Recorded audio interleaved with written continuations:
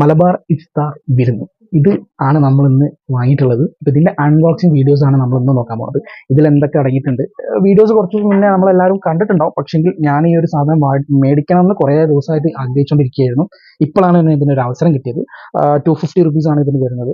അത്യാവശ്യം വേർത്തായിട്ടുള്ള സംഭവമാണ്. കൂടാതെ തന്നെ ഇതിന്റെ കൂടെ നമുക്കൊരു കൂപ്പൺ കൂടി കിട്ടുന്നുണ്ട്. അപ്പൊ ഞാൻ അതെന്താന്നുള്ളത് കാണിച്ചു തരാം. എന്തായാലും നമുക്ക് അൺബോക്സിംഗ് കഴിഞ്ഞിട്ട് നോക്കാം. ഓക്കെ. അപ്പോൾ അത്യാവശ്യം നല്ല പാക്കിംഗ് ആണ് കേട്ടോ വരുന്നത്. കുഴപ്പമില്ലാത്ത പാക്കിംഗ് ആണ് വരുന്നത്. നമുക്ക് എന്തായാലും തുറന്നു നോക്കാം. ഇതാണ് നമ്മുടെ ഈ ബോക്സിൻ്റെ അകത്തുള്ളത്. അത്യാവശ്യം കുഴപ്പമില്ല കേട്ടോ. നമുക്ക് നോമ്പ് തുറക്കാൻ പറ്റുന്ന എല്ലാം ഉണ്ട്. ഫ്രൂട്ട്സ് ആണെങ്കിൽ അതുണ്ട്. പിന്നെ ഒരു ഉന്നക്കായ, ഒരു സമൂസ ഉണ്ട്. പിന്നെ മന്തി ഉണ്ട്. മന്തിയിലുള്ള ചിക്കൻ അത്യാവശ്യം നല്ല വലിയ പീസ് തന്നെയാണ് കേട്ടോ. മോശമില്ലാത്ത സാധനം തന്നെയാണ്. പിന്നെ പറയുന്നത് പറഞ്ഞു കഴിഞ്ഞാൽ നമുക്ക് ഒരു ഡ്രിങ്ക് ഉണ്ട്.